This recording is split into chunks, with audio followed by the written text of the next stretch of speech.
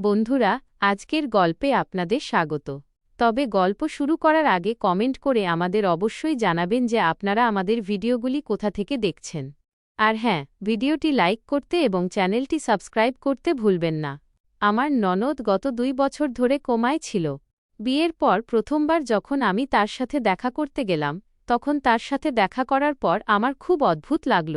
আমার মনে হলো যেন সে কোমায় ছিলই না। আমার নাম অবনী। আমার বিয়ের মাত্র কয়েক মাস হয়েছিল এবং সত্যি বলতে শুরুতে আমার মনে হতো যে বোধহয় আমার চেয়ে ভাগ্যবান মেয়ে আর কেউ নেই। কারণ আমার শ্বশুর বাড়িতে বেশি লোকজন ছিল না। ঘরে শুধু আমার স্বামী দেব ছিল আর আমার শাশুড়ি মা। আমার শ্বশুরমশাই এই শহরের একজন নামী রিয়েল এস্টেট এবং কনস্ট্রাকশন ব্যবসায়ী ছিলেন। শহরে তার বেশ কয়েকটি বড় বাণিজ্যিক ভবন, শপিং কমপ্লেক্স, প্লট এবং বিলাসবহুল সম্পত্তি ছিল। পুরো শহরে অত্যন্ত সম্মানের সাথে তার নাম নেওয়া হতো। মানুষ তাকে একজন সৎ এবং সফল ব্যবসায়ী হিসেবে চিনত। কিন্তু কয়েক বছর আগে একটি সড়ক দুর্ঘটনায় তার দেহাবসান হয়। তার চলে যাওয়ার পর পুরো ব্যবসার দায়িত্ব দেবের কাঁধে চলে আসে। দেব খুব কম বয়সে তার বাবার দায়িত্ব কাঁধে তুলে নিয়েছিল এবং দিনরাত পরিশ্রম করে পুরো ব্যবসাকে আগের মতোই সামলে রেখেছিল। আমাদের দুজনের লাভ ম্যারেজ হয়েছিল। আমরা কলেজের সময় থেকে একে অপরকে পছন্দ করতাম এবং পড়াশোনা শেষ করার পর আমরা দুজনে বিয়ে করে নিই। দেবও আমার বাড়িতে বিয়ের প্রস্তাব পাঠিয়েছিল এবং আমার বাবা এই সম্পর্কের জন্য রাজি হয়ে গিয়েছিলেন, কারণ তাঁর দেব এবং তার মাকে খুব পছন্দ হয়েছিল। পরিবারও ভালো ছিল এবং ব্যবসাও। দেবও সকাল সকাল বাড়ি থেকে বেরিয়ে যেত এবং অনেক দেরিতে সন্ধ্যায় ফিরত। অনেক সময় তো রাত পর্যন্ত মিটিং চলত। কিন্তু সে কখনো কোনো দায়িত্ব থেকে পিছিয়ে আসার চেষ্টা করেনি। বাড়িতে আমার শাশুড়ি মা ছিলেন, যার নাম সুশীলা। ঘরের পরিবেশ সবসময় শান্ত থাকত। না কোনো রোজকার ঝগড়াঝাঁটি, না কোনো অহেতুক বিধিনিষেধ, আর না কোনো তিক্ত কথাবার্তা। আমার শাশুড়ি মায়ের স্বভাব এতটাই ভালো ছিল যে কখনো কখনো আমার মনে হতো যেন আমি আমার নিজের মায়ের সাথেই আছি। তিনি সকালে উঠেই সবচেয়ে আগে আমার ঘরে এসে জিজ্ঞেস করতেন, মা, ঠিকঠাক ঘুম হয়েছে তো? আমি যদি সামান্য উদাস দেখাতাম, তবে বারবার জিজ্ঞেস করতে থাকতেন, কি ব্যাপার, শরীর ঠিক আছে তো? আমি যদি রান্নাঘরে কোনো কাজ করতাম, তবে তিনি নিজেই এসে আমার হাত ধরে ফেলতেন এবং বলতেন, এখনও তোমার নতুন নতুন বিয়ে হয়েছে, আস্তে আস্তে সব শিখে যাবে, এত তাড়াতাড়ি নিজের ওপর কাজের চাপ নিও না। তাঁর কথাগুলো শুনে আমার মনে তাঁর প্রতি শ্রদ্ধা আরও বেড়ে যেত। আমার কখনো মনেই হতো না যে তিনি আমার নিজের শাশুড়ি মা নন। বরং অনেক সময় আমার মনে হতো যে হয়তো আমার নিজের মা ও এত যত্ন নিতেন না, যতটা তিনি আমার নেন। একদিন আমি আর দেব রাতে ছাদে বসে কথা বলছিলাম। তখনই আমি তাকে ঠাট্টা করে জিজ্ঞেস করলাম, তোমার মা এত ভালো কি করে? আজকাল তো এমন শাশুড়ি খুব কমই দেখতে পাওয়া যায়। তখন দেব কিছু সময়ের জন্য চুপ করে রইল। তারপর মৃদু হাসির সাথে বলল, কারণ ও আমার নিজের মা নয়। প্রথমে তো আমার মনে হলো সে মজা করছে, কিন্তু যখন আমি মন দিয়ে তার দিকে তাকালাম, তখন তার মুখে কোনো হাসি ছিল না। তারপর সে আস্তে আস্তে আমাকে পুরো ব্যাপারটা জানাল। সে বলল, যখন আমি খুব ছোট ছিলাম, তখনই আমার নিজের মা মারা যান। সেই সময় আমার এসবের কোনো বোঝাপড়া ছিল না। বাবা অনেক বছর একাই আমাকে সামলেছেন, কিন্তু পরে তিনি দ্বিতীয় বিয়ে করেছিলেন। শুরুতে আত্মীয় স্বজনরা অনেক আজেবাজে কথা বলেছিল। সবাই এটাই বলেছিল যে সৎ মা কখনো নিজের হতে পারে না। यहाँ आपका बिना शीर्षक वाला अनुवाद प्रस्तुत है, কিন্তু আমার মা সবাইকে ভুল প্রমাণিত করে দিলেন। তিনি আমাকে কখনোই বুঝতে দেননি যে তিনি আমার জন্মদাত্রী মা নন। তিনি আমাকে নিজের ছেলের চেয়েও বেশি ভালোবাসতেন। আমার ছোট বড় সব প্রয়োজনের খেয়াল রাখতেন। যখন আমি অসুস্থ হতাম, তখন তিনি সারারাত জেগে থাকতেন। যখন স্কুলে কোনো অনুষ্ঠান হতো, তখন তিনিই সবার আগে পৌঁছাতেন, আর যখন আমার কোনো সমস্যা হতো, তখন সবচেয়ে বেশি তিনিই চিন্তিত হতেন। সত্যি বলতে, আমার নিজের মায়ের মুখও ঠিকঠাক মনে নেই, কিন্তু মায়ের মানে যদি কারো কাছ থেকে শিখে থাকি, তবে তা শুধু সুশীলা মায়ের কাছ থেকেই। আমি যখন দেবের কথা শুনলাম, তখন আমার চোখে তার প্রতি সম্মান আরও বেড়ে গেল। আমি মনে মনে ভাবতে লাগলাম যে পৃথিবীর সব সৎ মা খারাপ হয় না। কিছু মানুষ নিজের ভালোবাসা দিয়ে সম্পর্কের সমস্ত খামতি পূরণ করে দেয়। তারপর দেব আগে আরও জানাল যে বাবার চলে যাওয়ার পর মা ও ব্যবসা সামলানোর ক্ষেত্রে তার পুরো সাথ দিয়েছেন। বড় বড় সিদ্ধান্ত থেকে শুরু করে সম্পত্তির কাগজপত্র পর্যন্ত সবকিছুর ওপর তার নজর থাকত। ব্যবসা থেকে শুরু করে সম্পত্তি পর্যন্ত সবকিছু আজও মা-ই দেখতেন, আর দেব তার সাথে মিলে কাজ করত। দুজনে মিলে বাবার পরিশ্রমকে কখনো নষ্ট হতে দেয়নি। আমি তাদের কথা শুনে অবাক হয়ে গেলাম, কারণ বাইরে থেকে দেখে কেউ বলতে পারত না যে এই শানদার দেখতে মহিলাটি জীবনে এত বড় বড় দুঃখ সহ্য করেছেন। তারপর থেকে আমিও আমার তরফ থেকে সবসময় তাকে খুশি রাখার চেষ্টা করতাম। ধীরে ধীরে আমি এই বাড়িতে পুরোপুরি মানিয়ে নিলাম। সকালে সবাই একসাথে প্রাতরাশ করতাম, দুপুরে যে যার কাজে ব্যস্ত হয়ে পড়তাম, আর রাতে আবার সবাই একসাথে বসে রাতের খাবার খেতাম। অনেক সময় আমরা হাসি মজাও করতাম, আর আমার মনে হতো যে হয়তো ওপরওয়ালা আমাকে পৃথিবীর সবচেয়ে ভালো পরিবার দিয়েছেন। কিন্তু লোকে বলে না যে প্রতিটি হাসিমুখের পেছনে কোনো না কোনো কষ্ট অবশ্যই লুকিয়ে থাকে। আমাদের বাড়িতেও এমনই একটা কষ্ট ছিল, যার ব্যাপারে কেউ খুলে কথা বলত না। সেই বাড়িতে আমার এক ননদও ছিল, যার নাম ছিল জিয়া। কিন্তু আমি তাকে কখনো বাড়িতে চিতাফেরা করতে দেখিনি। বিয়ের পর যখন প্রথমবার আমি বাড়ির ওপরের অংশে গেলাম, তখন সেখানে একটি ঘর সবসময় বন্ধ থাকত। আমি একদিন পরিচারিকাকে জিজ্ঞেস করলাম যে এই ঘরটা সবসময় বন্ধ কেন থাকে। তখন সে ঘাবড়ে গিয়ে বলল, ভাবিজি, আমি জানি না, এবং তাড়াতাড়ি সেখান থেকে চলে গেল। তার ঘাবড়ে যাওয়া দেখে আমার একটু অদ্ভুত লাগল। তারপর একদিন পরিষ্কার করার সময় আমি দেখলাম যে আমার শাশুড়ি সেই ঘরে খাবার নিয়ে গেলেন এবং বেশ কিছুক্ষণ বাইরে এলেন না। যখন তিনি বাইরে বেরোলেন, তখন তার চোখগুলো লাল ছিল, যেন এইমাত্র কেঁদে এলেন। আমি জিজ্ঞেস করলাম, মাজি, সব ঠিক আছে তো? তখন তিনি জোর করে হাসার চেষ্টা করে বললেন, হ্যাঁ মা, সব ঠিক আছে, তুমি চিন্তা করো না, এবং কথা ঘুরিয়ে দিলেন। আমার মনে হলো যে হয়তো এমন কোনো বিষয় আছে যা তিনি এখন বলতে চান না। কিছুদিন পর আমি আবার দেবকে জিজ্ঞেস করলাম যে বাড়িতে আর কে কে আছে। তখন সে একটু থেমে বলল যে আমার একটি ছোট বোনও আছে, জিয়া। তার নাম শুনতেই আমি হেসে বললাম, আরে, তাহলে সে কোথায় থাকে? আমি তো তাকে আজ পর্যন্ত দেখিনি। তখন দেবের মুখটা হঠাৎ শুকিয়ে গেল। সে নিচু গলায় বলল, সে গত 2 বছর ধরে কোমায় আছে। তার এই কথা শুনে আমি একদম চুপ হয়ে গেলাম। আমার মাথায় এলি না যে কি বলবো। আমি আস্তে করে জিজ্ঞেস করলাম, এটা কিভাবে হলো এই সব? কিন্তু সে শুধু এটুকুই বলল যে ওটা অনেক পুরনো কথা, এবং তারপর সে চুপ হয়ে গেল। এরপর আমি অনেকবার অনুভব করেছি যে বাড়িতে যখনই জিয়ার নাম আসত, সবার মুখের ভাব বদলে যেত। মায়ের শাশুড়ির চোখ জলে ভরে আসত, আর দেব সঙ্গে সঙ্গে অন্য কোনো কথা শুরু করে দিত, যেন তারা ওই বিষয়ে কোনো কথাই বলতে চায় না। অনেক সময় আমার মনে হতো যে হয়তো এখন সঠিক সময় নয়। সেই জন্য আমি নিজেও বেশি কিছু জিজ্ঞেস করতাম না। কিন্তু আমার মনে এই প্রশ্নটা বারবার জেগে উঠত যে আসলে এমন কি হয়েছিল যার কারণে পুরো বাড়ির পরিবেশ বদলে যায়? জিয়া আসলে কি অবস্থায় আছে? সে কোন ঘরে থাকে? তার কি কখনো জ্ঞান ফিরবে নাকি ফিরবে না? আর সবচেয়ে বড় কথা এই যে সে যদি গত 2 বছর ধরে কোমায় থাকে, তবে আসলে তার সাথে কি হয়েছিল? কোনো দুর্ঘটনা ঘটেছিল নাকি এর পেছনে অন্য কোনো কারণ ছিল? এই সমস্ত প্রশ্ন প্রতিদিন আমার মনে ঘুরপাক খেত। কিন্তু যতবারই আমি সত্যের কাছাকাছি যাওয়ার চেষ্টা করতাম, ততবারই বাড়ির লোকেরা কথা ঘুরিয়ে দিত। আমি ধীরে ধীরে অনুভব করতে শুরু করেছিলাম যে এই বাড়ির শান্তির পেছনে কোনো খুব বড় রহস্য লুকিয়ে আছে। এমন এক রহস্য যা সবাই মিলে বছরের পর বছর ধরে লুকিয়ে রাখার চেষ্টা করছে, এবং আমার বিন্দুমাত্র ধারণা ছিল না যে একদিন সেই রহস্যই আমার পুরো জীবন বদলে দিতে চলেছে। একদিন আমার মনে বারবার এই কথাই আসছিল যে আসলে জিয়া কেমন হবে। আমার এই বাড়িতে আসার পর বেশ কয়েক মাস কেটে গিয়েছিল, কিন্তু আমি তাকে আজ পর্যন্ত ঠিক করে দেখিওনি। শুধু তার নামই শুনতাম, আর প্রতিবার বাড়ির পরিবেশ বদলে যেত। অবশেষে এক সকালে আমি সাহস করে দেবকে বললাম যে আমি জিয়ার সাথে দেখা করতে চাই। প্রথমে তো সে কিছুক্ষণের জন্য আমার দিকে তাকিয়ে রইল, যেন ভাবছে যে আমাকে সেখানে নিয়ে যাওয়া উচিত হবে কি না। তার মুখে হালকা একটু ঘাবড়ে যাওয়ার ভাবও ছিল। কিন্তু তারপর সে নিচু গলায় বলল যে ঠিক আছে, আজ আমি তোমাকে তার কাছে নিয়ে চলব। এটুকু শুনতেই আমার একটু আনন্দ হল, কারণ আমি বেশ কিছুদিন ধরে তার সাথে দেখা করতে চাচ্ছিলাম।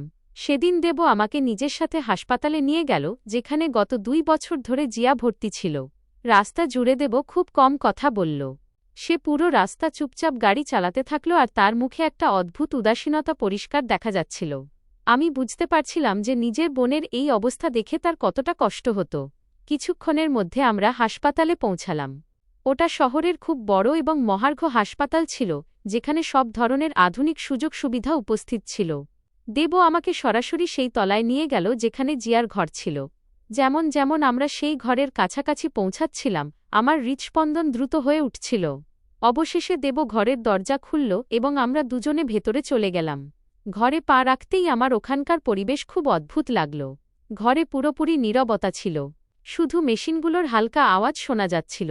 জানলার পর্দাগুলো অর্ধেক বন্ধ ছিল, সেই জন্য ঘরে হালকা একটা আবছা আলো ছিল। পুরো ঘরটা পরিষ্কার ছিল, কিন্তু তবুও সেখানে একটা অদ্ভুত অস্বস্তি অনুভব হচ্ছিল, যেন সেই ঘরে এমন কোনো কষ্ট লুকিয়ে আছে যা ভাষায় প্রকাশ করা যায় না।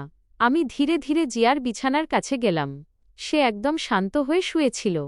তার হাতে ড্রিপ লাগানো ছিল এবং বেশ কিছু মেশিন তার শরীরের সাথে যুক্ত ছিল। তার মুখটা খুব নিষ্পাপ ছিল। তাকে দেখে কেউ বলতেই পারত না যে সে গত 2 বছর ধরে কোমায় আছে। আমি কিছুক্ষণ কোনো কথা না বলে তাকে দেখতে থাকলাম। তারপর আমার নজর ঘরে রাখা ওষুধপত্র এবং মেশিনগুলোর ওপর গেল। আমার চিকিৎসা সম্পর্কে সামান্য কিছু ধারণা ছিল, সেই জন্য আমি এটা বুঝতে পারছিলাম যে তার সাথে তেমন চিকিৎসা হচ্ছিল না যেমনটা দীর্ঘদিন ধরে কোমায় থাকা রোগীর সাথে হওয়া উচিত। সেখানে শুধু সাধারণ ওষুধপত্র চলছিল আর সেই নিত্যদিনের দেখাশোনা হচ্ছিল। আমার এই বিষয়টা খুব অদ্ভুত লাগল, কারণ এত বড় ব্যবসায়ী পরিবারের মেয়ে হওয়া সত্ত্বেও তার চিকিৎসায় সেই গুরুত্ব দেখা যাচ্ছিল না যার আমি আশা করেছিলাম। আমি দেবের দিকে তাকালাম, কিন্তু সেই সময় সে নিজের বোনকে দেখে এতটাই আবেগপ্রবণ ছিল যে তাকে কিছু জিজ্ঞেস করা ঠিক মনে হল না। ঘরে একজন কম্পাউন্ডারও উপস্থিত ছিল যে সারাক্ষণ জিয়ার আশেপাশেই থাকত। সে তার ওষুধপত্র দেখছিল, মেশিনগুলোর ওপর নজর রাখছিল এবং সময় সময় তার পরীক্ষা করছিল। কিছুক্ষণের পর দেবকে কোনো জরুরি কাজের জন্য বাইরে যেতে হল। সে আমাকে বলল, তুমি এখানেই বসো, আমি একটু আসছি। এটুকু বলে সে বাইরে চলে গেল। কিছুক্ষণ পর সেই কম্পাউন্ডারও কোনো কাজে ঘর থেকে বাইরে চলে গেল। এখন ঘরে শুধু আমি আর জিয়া ছিলাম। আমি ধীরে ধীরে তার পাশে রাখা চেয়ারটায় বসলাম এবং বেশ কিছুক্ষণ তার দিকে তাকিয়ে রইলাম। জানি না কেন তাকে দেখে আমার মনে একটা অদ্ভুত আপনত্ব অনুভব হচ্ছিল। আমি আলতো করে তার হাতটা নিজের হাতের মধ্যে নিলাম এবং হেসে বললাম, জিয়া, আমি তোমার ভাবি, তোমার ভাই দেবের স্ত্রী। আমি জানি যে তুমি হয়তো আমার গলার আওয়াজ শুনতে পাচ্ছ না, কিন্তু তবুও আমি তোমার সাথে দেখা করতে চেয়েছিলাম। সবাই তোমাকে খুব মিস করে। তোমার মা প্রতিদিন তোমার জন্য কাঁদে আর তোমার ভাই তো প্রতিবার তোমার কাছে এসে নিজেকে সামলাতে পারে না। আমার বিশ্বাস যে একদিন তুমি নিশ্চয়ই ঠিক হয়ে যাবে এবং আমরা সবাই একসাথে বসে গল্প করব। আমি তার সাথে এভাবেই আস্তে আস্তে কথা বলতে থাকলাম, যেন সে আমার সব কথা শুনতে পাচ্ছে। তারপর কিছুক্ষণ বাদে দেব আবার ঘরে ফিরে এল। আমি তার দিকে তাকালাম তো দেখলাম তার চোখগুলো হালকা লাল হয়ে আছে। সম্ভবত সে বাইরে গিয়ে কেঁদে এসেছে। সে আলতো করে নিজের বোনের পাশে বসল, তার মাথায় হাত বুলিয়ে দিল এবং তার সাথে ঠিক সেভাবেই কথা বলতে লাগল, যেন সে সবকিছু শুনতে পাচ্ছে। সে প্রতিবার তাকে বলছিল, তাড়াতাড়ি ঠিক হয়ে যাও জিয়া, আমি তোমার অপেক্ষা করছি। বাড়িটা তোমাকে ছাড়া একদম ফাঁকা লাগে। এটুকু বলতে বলতে তার গলা ধরে এল এবং সে কিছু মুহূর্ত চুপ করে গেল। তাকে এই অবস্থায় দেখে আমারও বুক ফেটে গেল। আমি প্রথমবার অনুভব করলাম যে সে তার বোনকে কতটা ভালোবাসে। আরও কিছুক্ষণ সেখানে থাকার পর আমরা বাড়ি ফেরার সিদ্ধান্ত নিলাম। দেব ঘর থেকে বাইরে চলে গেল এবং আমিও তার পেছনে পেছনে বাইরে আসতে লাগলাম। কিন্তু যেমনই আমি দরজার কাছে পৌঁছালাম, জানি না কেন আমি একবার পেছনে ফিরে ঘরের দিকে তাকালাম। তখনই হঠাৎ আমার নজর মেঝের ওপর পড়ল। সেখানে ওষুধের একটি কাঁচের বোতল ভেঙে পড়েছিল।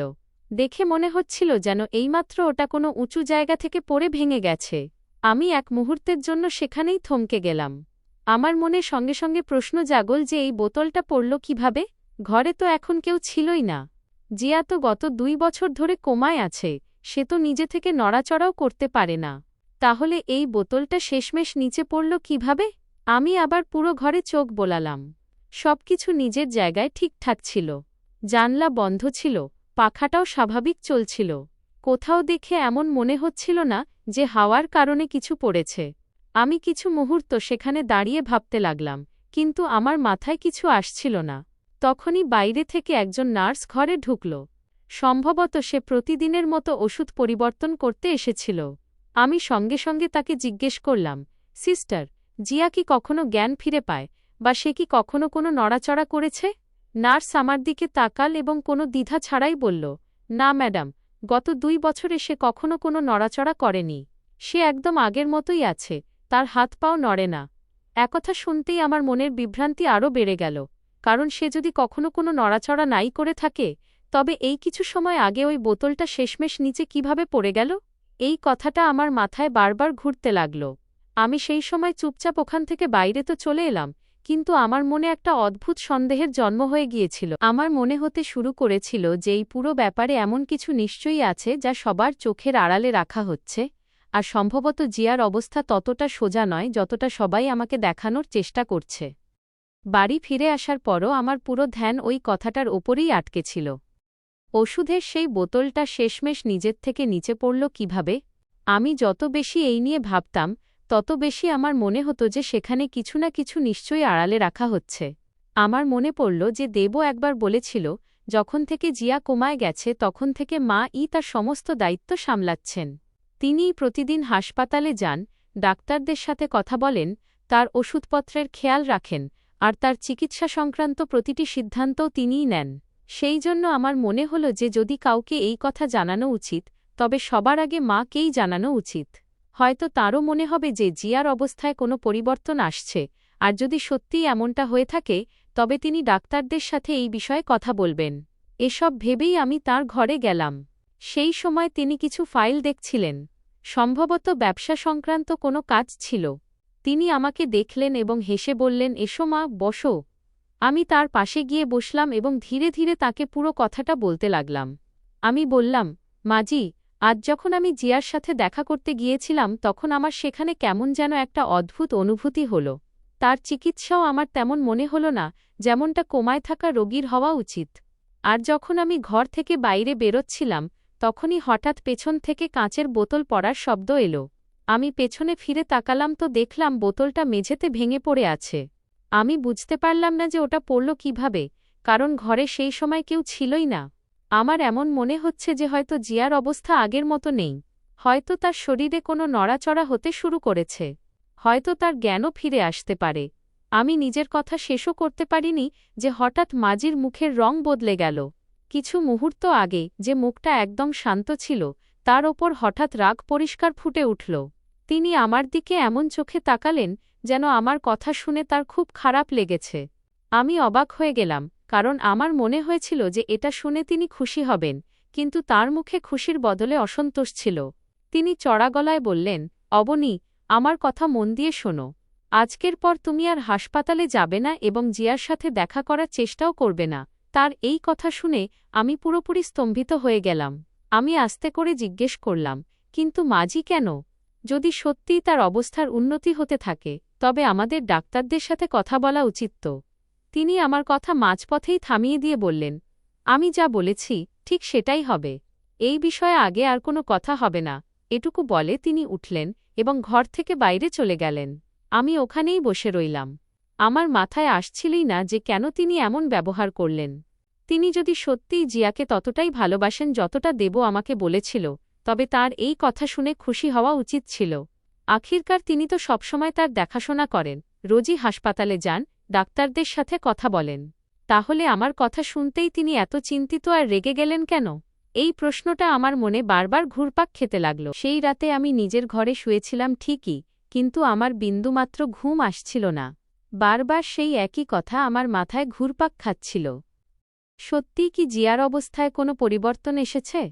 নাকি আমি অকারণেই বেশি ভাবছি? আর যদি আমার কথা সত্যি হয়, তবে মাজি সেটা লুকাতে চাইছেন কেন? আমি অনেকবার ভাবলাম যে এই কথাটা দেবকে বলে দিই, কিন্তু তারপর নিজেই থেমে গেলাম, কারণ আমি জানতাম যে দেব নিজের মায়ের ওপর চোখ বন্ধ করে ভরসা করে। আমি যদি কোনো প্রমাণ ছাড়া এমন কথা বলে দিই, তবে হয়তো তার মনে হবে যে আমি তার মায়ের ওপর সন্দেহ করছি। সেই জন্য আমি চুপ থাকাই ঠিক মনে করলাম। কিন্তু আমার ভেতরের সন্দেহ এখন আগের চেয়ে অনেক বেশি বেড়ে গিয়েছিল। পরের 2 দিন ধরে আমি শুধু এটাই ভাবতে থাকলাম, আসলে সত্যটা কি? তারপর তৃতীয় দিন সন্ধ্যায় আমি একটা সিদ্ধান্ত নিয়ে নিলাম। আমি ঠিক করে নিলাম যে যা-ই হয়ে যাক না কেন, আমি আরও একবার জিয়ার সাথে দেখা করতে অবশ্যই যাব এবং এবার পুরো সত্যটা জেনেই ফিরে আসব। আমি কাউকে কিছু জানালাম না এবং একাই হাসপাতালে পৌঁছে গেলাম। সেখানে গিয়ে আমি সবসময়কার মতো জিয়ার পাশে বসলাম। আমি তার হাত ধরে তার সাথে কথা বললাম, যেন সে সবকিছু শুনতে পাচ্ছে। তারপর ধীরে ধীরে সাক্ষাতের সময় শেষ হতে লাগল। এক এক করে সবাই নিজের নিজের রোগীর সাথে দেখা করে বাইরে যেতে লাগল। নার্সরাও ওয়ার্ড বন্ধ করার প্রস্তুতি নিতে শুরু করল। কিন্তু এবার আমার উদ্দেশ্য বাড়ি ফেরার ছিল না। আমি মনে মনে ঠিক করে নিয়েছিলাম যে আজ সারারাত আমি এখানেই থাকব এবং নিজের চোখে দেখব যে এই ঘরে রাতের বেলা আসলে কি ঘটে, কারণ এখন আমার পুরো বিশ্বাস হতে শুরু করেছিল যে এখানে এমন কিছু নিশ্চয়ই ঘটছে যা সবার নজর থেকে লুকিয়ে রাখা হচ্ছে। সুযোগ পেতেই আমি চুপচাপ ঘরের একটা বড় পর্দার পেছনে গিয়ে লুকিয়ে পড়লাম। সেখান থেকে পুরো ঘরের কিছু অংশ পরিষ্কার দেখা যাচ্ছিল, কিন্তু বাইরে থেকে আমাকে কেউ দেখতে পেত না। আমি নিজের শ্বাস-প্রশ্বাস পর্যন্ত ধীর করে নিলাম যাতে কেউ আমার উপস্থিতির টের না পায়। ধীরে ধীরে হাসপাতালে পুরোপুরি নীরবতা নেমে এল। করিডোরে লোকজনের আওয়াজ বন্ধ হয়ে গেল। নার্সদের আনাগোনাও শেষ হয়ে গেল। ঘরের আলোগুলো হালকা করে দেওয়া হলো এবং পুরো পরিবেশ আগের চেয়েও বেশি ভয়ানক মনে হতে লাগল। ঘড়ির টিকটিক শব্দ পরিষ্কার শোনা যাচ্ছিল। আমার হৃৎস্পন্দন এত দ্রুত চলছিল যে আমি নিজেই তার শব্দ শুনতে পাচ্ছিলাম। আমি চোখের পলক না ফেলে দরজার দিকে তাকিয়েছিলাম। সময় ধীরে ধীরে পেরিয়ে যেতে লাগল। তখনই হঠাৎ দূর থেকে কারও খুব দ্রুত পায়ে হাঁটার শব্দ শোনা গেল। সেই শব্দটা ধীরে ধীরে জিয়ার ঘরের দিকেই এগিয়ে আসছিল। আমি সঙ্গে সঙ্গে সতর্ক হয়ে গেলাম। এটা কোনো নার্স বা কম্পাউন্ডারের স্বাভাবিক পায়ের আওয়াজের মতো ছিল না। এটা এমন কোনো মানুষের হাঁটার ধরন ছিল যে খুব তাড়াহুড়ো করছিল এবং সরাসরি এই ঘরের দিকেই আসছিল। আমার হাত হালকা হালকা কাঁপতে লাগল, কিন্তু আমি নিজেকে সামলালাম এবং পর্দাটা সামান্য সরিয়ে বাইরে তাকাতে লাগলাম। ঘরে এমনিতেও হালকা অন্ধকার ছিল, তাই আমার আশা ছিল যে কেউ আমাকে দেখতে পাবে না। এখন আমার নজর শুধু দরজার ওপর আটকে ছিল, কারণ আমি পুরোপুরি অনুভব করতে পারছিলাম যে পরবর্তী কিছু মুহূর্তের মধ্যেই আমার সামনে এমন এক সত্য আসতে চলেছে যা হয়তো এই পুরো পরিবারের জীবন বদলে দেবে। সেই রাতে আমি পর্দার পেছনে একদম চুপচাপ দাঁড়িয়েছিলাম। আমার শ্বাস-প্রশ্বাস পর্যন্ত ধীর হয়ে গিয়েছিল, কারণ আমার ভয় ছিল যে কোথাও আমার সামান্যতম শব্দও যেন কেউ শুনতে না পায়। জিয়া সবসময়কার মতো একদম শান্ত হয়ে শুয়েছিল। তখনই হঠাৎ ঘরের দরজাটা আস্তে করে খুলল এবং একজন লোক ভেতরে এলো। আমি তাকে আগে কখনো দেখিনি। সে খুব দ্রুত হেঁটে সরাসরি জিয়ার বিছানার কাছে পৌঁছাল। সে কোনো কথা না বলে প্রথমে জিয়ার মুখটা খুঁটিয়ে দেখল।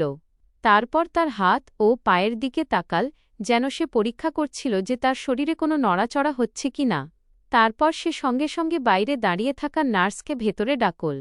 নার্স ছুটে ঘরে এলো। তখন সেই লোকটা নিচু কিন্তু কঠোর গলায় বলল, একে ওষুধের ভারী ডোজ, হেভি ডোজ দাও। আজ এর অবস্থা আমার আগের মতো মনে হচ্ছে না। এর শরীর একটু সাড়া রিসপন্ড দিচ্ছে। আমি কোনো ঝুঁকি নিতে চাই না। তার এই কথা শুনতেই আমার পুরো শরীরে যেন বিদ্যুৎ খেলে গেল। আমার হাত পা কাঁপতে লাগল। আমি বুঝতেই পারছিলাম না যে আসলে এই সব কি হচ্ছে। ডাক্তাররা যদি সত্যিই জিয়ার চিকিৎসা করতে চান, তবে তো তার জ্ঞান ফিরিয়ে আনার চেষ্টা করা উচিত। কিন্তু এখানে তো জেনে বুঝে তাকে আরও বেশি অজ্ঞান করে রাখার কথা বলা হচ্ছে। আমার মাথায় একসাথে হাজারো প্রশ্ন ঘুরপাক খেতে লাগল। তখনই সেই লোকটার ফোন বেজে উঠল। সে তাড়াতাড়ি নিজের পকেট থেকে মোবাইল বের করল, স্ক্রিনের দিকে তাকাল এবং কাউকে কিছু না বলে ঘর থেকে বাইরে চলে গেল। সে বেশি দূরে যায়নি। সম্ভবত তার মনে হয়েছিল যে রাতের নীরবতায় তার গলার আওয়াজ কেউ শুনতে পাবে না। কিন্তু আমি যেখানে লুকিয়েছিলাম সেখান থেকে তার প্রতিটি কথা একদম পরিষ্কার শোনা যাচ্ছিল। আমি সঙ্গে সঙ্গে আমার মোবাইল বের করলাম এবং কোনো শব্দ না করে রেকর্ডিং চালু করে দিলাম, যাতে তার প্রতিটি কথা রেকর্ড হয়ে যায়। সে ফোন তুলেই বলল, হ্যাঁ মা, তুমি একদম চিন্তা করো না। এখানে সব কিছু নিয়ন্ত্রণে আছে। এই কিছুক্ষণ আগে আমার মনে হয়েছিল যে ওর হাতটা হালকা একটু নড়েছে। সেই জন্য আমি নার্সকে বলে দিয়েছি যাতে ওকে ভারী ডোজ দিয়ে দেয়। এখন সে আর দ্বিতীয়বার জ্ঞান ফিরে পাওয়ার চেষ্টাও করতে পারবে না। তুমি একদম চিন্তা করো না। আমি আছি তো, আমি সব সামলে নেব। তার এই কথা শুনতেই আমার পায়ের তলা থেকে মাটি সরে গেল। আমার হাত আরও বেশি কাঁপতে লাগল। আমি বুঝতে পারছিলাম না যে আসলে সে কার সাথে কথা বলছে। কিন্তু সে ফোনে অপর প্রান্তের মানুষকে মা বলে ডেকেছিল। আর জানি না কেন আমার মনে বারবার এই ভাবনাই আসছিল যে সে কোথাও আমার শাশুড়ির সাথে কথা বলছে না তো। যদি তাই হয়, তবে এই লোকটা কে আর সে তাকে মা কেন বলছে? আমার সামনে এক নতুন রহস্য এসে দাঁড়িয়েছিল। আমি চেয়েও এখন কোনো সিদ্ধান্তে পৌঁছাতে পারছিলাম না। কিন্তু এটুকু অবশ্যই বুঝতে পেরেছিলাম যে এই পুরো ব্যাপারে আমি যতটুকু ভাবছিলাম তার চেয়ে অনেক বড় রহস্য লুকিয়ে আছে। আমি তার পুরো কথোপকথন আমার মোবাইলে রেকর্ড করে নিলাম, কারণ আমি জানতাম যে পরবর্তীতে এই রেকর্ডিংই সবচেয়ে বড় প্রমাণ হয়ে উঠতে পারে। কিছুক্ষণের পর সে ফোন কেটে দিল এবং আবার ঘরে ফিরে এলো। সে নার্সের সাথে নিচু গলায় কিছু কথা বলল। তারপর দুজনে কিছু মিনিট পর সেখান থেকে চলে গেল। তারা চলে যেতেই আমি কিছুক্ষণ অপেক্ষা করলাম, যাতে নিশ্চিত হওয়া যায় যে আশেপাশে কেউ নেই। যখন পুরো করিডোর আবার শান্ত হয়ে গেল, তখন আমি ধীরে ধীরে পর্দার পেছন থেকে বাইরে বেরোলাম। আমার হৃৎস্পন্দন এত দ্রুত চলছিল যে আমি নিজেই তার শব্দ শুনতে পাচ্ছিলাম। আমি আস্তে করে জিয়ার বিছানার কাছে পৌঁছালাম এবং তার হাতটা নিজের হাতের মধ্যে নিয়ে খুব নিচু গলায় বললাম, জিয়া, যদি তুমি আমার কথা শুনতে পাচ্ছ তবে আমাকে কোনো ইঙ্গিত করো। আমি তোমাকে সাহায্য করতে এসেছি। কিছু মুহূর্ত পর্যন্ত কোনো নড়াচড়া হলো না। তারপর হঠাৎ আমার মনে হলো যে তার আঙুলগুলো খুব আলতো করে আমার আঙুলগুলোকে ছুঁয়ে নড়ে উঠল। সেই নড়াচড়াটা এতটাই সামান্য ছিল যে আমি যদি মন দিয়ে তার হাত ধরে বসে না থাকতাম তবে হয়তো কোনোদিন অনুভবই করতে পারতাম না। কিন্তু আমার কাছে সেই ছোট্ট নড়াচড়াটাই কোনো অলৌকিক ঘটনার চেয়ে কম ছিল না। আমার চোখে একই সাথে আনন্দ এবং বিস্ময় ফুটে উঠল। এখন আমার পুরো বিশ্বাস হয়ে গিয়েছিল যে জিয়া সবকিছু শুনতে পাচ্ছে। সে পুরোপুরি অচেতন নয়, বরং কেউ তাকে জেনে বুঝে এই অবস্থায় রেখে দিয়েছে। আমি তার দিকে তাকিয়ে আস্তে করে বললাম, তুমি ভয় পেও না। আমি তোমাকে এখান থেকে অবশ্যই বের করব। আর যে তোমার সাথে এই সব করেছে তার সত্য সবার সামনে নিয়ে আসব। এরপর আমি তাড়াতাড়ি ঘরের চারদিকে চোখ বোলালাম। তখনই আমার নজর বিছানার পাশে রাখা ট্রলিটির ওপর পড়ল। সেখানে একটি ব্যবহৃত সিরিঞ্জ রাখা ছিল এবং তার ঠিক পাশেই ওষুধের একটি ছোট শিশি পড়েছিল। আমি সাবধানে সেই শিশিটি তুলে নিলাম এবং তার ওপর লেখা নাম পড়তে লাগলাম। লেবেলে বড় অক্ষরে লেখা ছিল, high dose sedative, hospital use only, high dose sedative, hospital use only. এটি পড়তেই আমার মনের সন্দেহ আরও জোরালো হয়ে গেল। এখন আমি বুঝতে পেরেছিলাম যে জিয়াকে কোনো সাধারণ ওষুধ নয়, বরং এমন ওষুধ দেওয়া হচ্ছে যাতে সে সবসময় অচেতন থাকে। আমি সঙ্গে সঙ্গে এদিক ওদিক তাকালাম যে কেউ আমাকে দেখছে না তো। যখন আমি নিশ্চিত হলাম যে ঘরে কেউ নেই, তখন আমি সেই ছোট শিশিটি চুপচাপ নিজের ব্যাগে রেখে দিলাম, কারণ আমার মনে হলো পরবর্তীতে এটিও একটি খুব বড় প্রমাণ হয়ে উঠতে পারে। আমি ব্যাগ বন্ধ করলাম এবং একদম স্বাভাবিক থাকার চেষ্টা করতে করতে ধীরে ধীরে দরজার দিকে এগোতে লাগলাম। তখনই হঠাৎ আমার এমন মনে হলো যেন বাইরে কেউ দাঁড়িয়ে আছে এবং দরজার সামান্য ফাঁক দিয়ে আমার দিকে তাকিয়ে আছে। আমার পা সেখানেই থমকে গেল। আমার শরীরে আবার শিহরণ খেলে গেল। আমি কিছু মুহূর্ত একদম স্থির হয়ে দাঁড়িয়ে রইলাম। তারপর আলতো করে দরজার দিকে তাকালাম, কিন্তু সেখানে কাউকে পরিষ্কার দেখা গেল না। তবু আমার বারবার এটাই মনে হচ্ছিল যে কেউ আমার প্রতিটি নড়াচড়ার ওপর নজর রাখছে। আমি বুঝতে পারলাম যে যদি আমি বেশি সময় এখানে থাকি তবে হয়তো ধরা পড়ে যাব। তাই আমি কোনো তাড়াহুড়ো না দেখিয়ে একদম স্বাভাবিকভাবে দরজা খুললাম এবং এমনভাবে বাইরে বেরিয়ে গেলাম যেন আমি শুধু আমার ননদের সাথে দেখা করে ফিরে যাচ্ছি। কিন্তু এখন আমার ব্যাগে সেই শিশিটি ছিল, আমার মোবাইলে সেই রেকর্ডিং ছিল এবং আমার মনে এই বিশ্বাসও ছিল যে এই পুরো খেলার সত্য খুব শীঘ্রই সবার সামনে আসতে চলেছে। সেদিন রাতে বাড়ি ফেরার পর আমি পুরোপুরি অস্থির ছিলাম। আমার মাথায় একটাই কথা ঘুরছিল যে আসলে জিয়ার সাথে কি হচ্ছে। আমার মোবাইলে সেই লোকটির পুরো রেকর্ডিং ছিল, আমার ব্যাগে সেই ওষুধের শিশিটিও সুরক্ষিত রাখা ছিল এবং আমি নিজের চোখে জিয়ার হাতের হালকা নড়াচড়া অনুভব করেছিলাম। এখন আমার পুরো বিশ্বাস হয়ে গিয়েছিল যে এটি কোনো সাধারণ বিষয় নয়, বরং খুব বড় কোনো ষড়যন্ত্র চলছে। কিছুক্ষণের জন্য আমার মনে হলো যে আমার এখনই পুলিশের কাছে গিয়ে সব কথা বলে দেওয়া উচিত।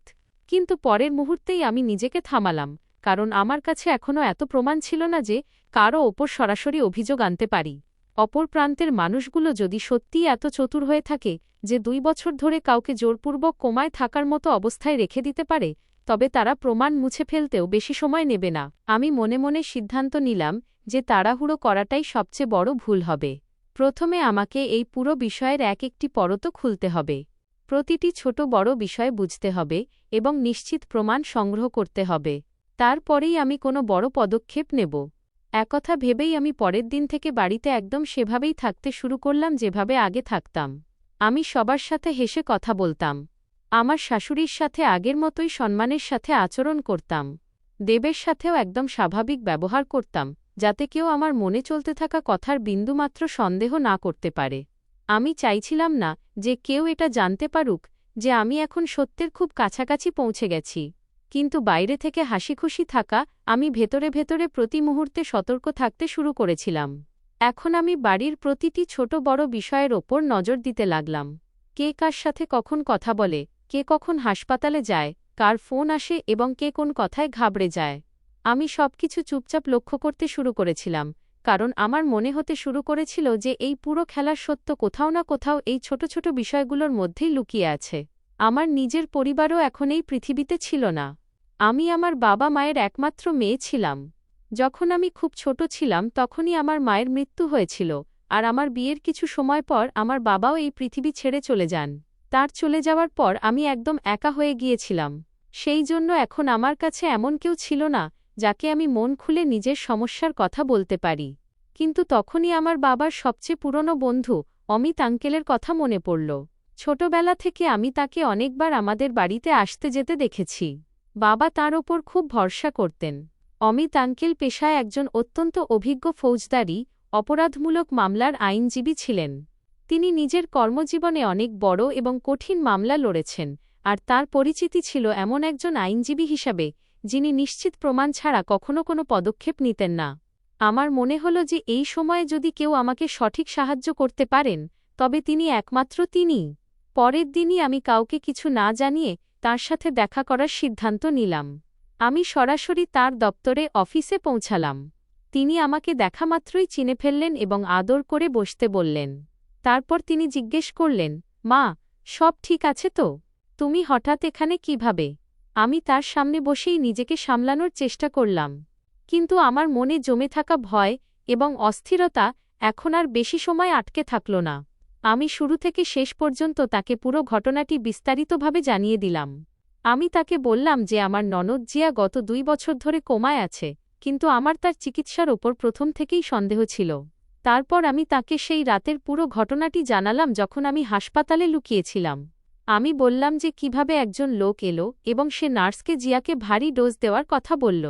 তারপর আমি তাকে ফোনে কারো সাথে কথা বলতে শুনলাম যাকে সে ওপাশে মা বলে ডাকছিল এবং বলছিল যে সে জিয়াকে আবার অচেতন রাখার জন্য বেশি ওষুধ দেওয়ার ব্যবস্থা করে দিয়েছে। আমি তাকে ইহাও জানালাম যে আমি তার পুরো কথোপকথন নিজের মোবাইলে রেকর্ড করে নিয়েছিলাম এবং ঘরে আমি সেই ওষুধের শিশিটিও পেয়েছিলাম যা আমি নিজের সাথে নিয়ে এসেছি। আমি ব্যাগ থেকে সেই শিশিটি বের করলাম এবং অমিত আঙ্কেলের সামনে রেখে দিলাম। তারপর নিজের মোবাইল বের করে তাকে সেই পুরো রেকর্ডিংটিও শুনিয়ে দিলাম। রেকর্ডিং শোনার সময় তার মুখের ভাব ক্রমাগত বদলে যাচ্ছিল। তিনি মাঝে একটি শব্দও বললেন না। পুরো রেকর্ডিং শেষ হওয়ার পর তিনি বেশ কিছুক্ষণ কোনো কথাই বললেন না। তিনি নিজের চেয়ারে বসে গভীর চিন্তায় ডুবে গেলেন। তারপর তিনি আমার দিকে তাকালেন এবং খুব গম্ভীর গলায় বললেন, অবনী, যদি তোমার কথা সত্যি হয় তবে ব্যাপারটা খুব বড়।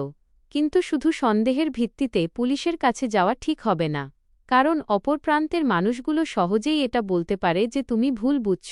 তিনি সেই শিশিটি নিজের হাতে নিয়ে মনোযোগ দিয়ে দেখলেন এবং তারপর বললেন, সবার আগে এটাকে খুব সাবধানে রেখো। এটা কাউকে দেখিও না, আর নিজের মোবাইলের রেকর্ডিংয়ের একের বেশি কপি বানিয়ে নাও, যাতে কখনো ফোন খারাপ হয়ে গেলে বা কেউ সেটা মুছে ফেলার চেষ্টা করলেও প্রমাণ সুরক্ষিত থাকে। তারপর তিনি একটি ডায়েরি আমার দিকে এগিয়ে দিয়ে বললেন, আজ থেকে যা দেখবে, যা শুনবে এবং যা অনুভব করবে, তা তারিখ ও সময়ের সাথে এতে লিখে রাখতে থেকো। কে কখন হাসপাতালে এলো, কে কি বলল, কোন সময়ে কোনো ওষুধ দেওয়া হলো এবং কে কার সাথে দেখা করল, প্রতিটি ছোট বড় বিষয় লিখবে। কারণ অনেক সময় আদালতে ছোট একটি বিষয়ও সবচেয়ে বড় প্রমাণ হয়ে দাঁড়ায়। তারপর তিনি আমার দিকে তাকিয়ে বললেন, সবচেয়ে জরুরি কথা, এখন কারো ওপর ভরসা করো না এবং কারো কাছে এটাও বলো না যে তোমার কাউকে নিয়ে সন্দেহ হচ্ছে। কারণ যদি সত্যিই কোনো ষড়যন্ত্র চলে থাকে, তবে যেমনই তারা তোমার ব্যাপারে জানতে পারবে, তারা তাদের সমস্ত প্রমাণ মুছে ফেলার চেষ্টা করবে। সেই জন্য খুব বুদ্ধিমত্তার সাথে কাজ নিও এবং নিজের নিরাপত্তারও পুরো খেয়াল রেখো। আমি তার প্রতিটি কথা মনোযোগ দিয়ে শুনছিলাম। তারপর তিনি বললেন, যতক্ষণ না আমাদের কাছে নিশ্চিত প্রমাণ এসে যাচ্ছে ততক্ষণ কোনো তাড়াহুড়ো করো না। কিন্তু কখনো যদি তোমার মনে হয় যে তোমার জীবনের ঝুঁকি আছে, তবে এক মুহূর্ত সময় নষ্ট না করে আমাকে সঙ্গে সঙ্গে ফোন করবে। কারণ এখন এটি শুধু তোমার ননদের বিষয় নয়, বরং আমার মনে হচ্ছে এই কাহিনীর পেছনে খুব বড় কোনো সত্য লুকিয়ে আছে যা সামনে আনা সহজ হবে না। তার কথাগুলো শোনার পর আমার মনের ভেতরে একটা নতুন সাহস চলে এলো। এখন আমি একা ছিলাম না। আমার সাথে এমন একজন মানুষ ছিলেন যিনি আইনের প্রতিটি খুঁটিনাটি বুঝতেন এবং যিনি আমাকে সঠিক পথ দেখাতে পারতেন। আমি সেখান থেকে বাইরে বেরোলাম তো আমার মনে শুধু একটাই কথা ছিল যে এখন আমাকে খুব সাবধানে প্রতিটি পদক্ষেপ ফেলতে হবে, কারণ আমার পুরো বিশ্বাস হয়ে গিয়েছিল যে এই লড়াই শুধু জিয়াকে বাঁচানোর নয়, বরং সেই মানুষের আসল চেহারা পৃথিবীর সামনে নিয়ে আসার ছিল, যে গত 2 বছর ধরে তাকে জেনে বুঝে এই অবস্থায় রেখে দিয়েছিল। বাড়ি ফেরার পরও আমার মাথায় শুধু একটাই কথা ঘুরছিল যে আসলে জিয়ার সাথে এমনটা কেন করা হচ্ছে এবং তার চিকিৎসায় জেনে বুঝে এত অবহেলা কেন করা হচ্ছে। পরের দিনই আমি আবার জিয়ার সাথে দেখা করার বাহানায় হাসপাতালে চলে গেলাম। কিন্তু এবার আমার উদ্দেশ্য শুধু তার সাথে দেখা করা ছিল না, বরং ওখানকার ডাক্তার, নার্স এবং কম্পাউন্ডারদের সাথে কথা বলে এটা জানা ছিল যে আসলে তার চিকিৎসায় এখন পর্যন্ত কেন খামতি রাখা হচ্ছে এবং সেখানে পর্দার আড়ালে কী চলছে। আমি এক এক করে সবার সাথে একদম স্বাভাবিকভাবে কথা বলতে লাগলাম। কখনো কোনো নার্সকে জিজ্ঞেস করতাম যে জিয়ার শারীরিক অবস্থার কোনো পরিবর্তন হয়েছে কি না, তো সে শুধু এটুকুই বলত যে সবকিছু আগের মতোই আছে। কোনো ডাক্তার বলতেন যে রোগীর অবস্থা আশঙ্কাজনক, সেই জন্য চিকিৎসায় সময় লাগবে।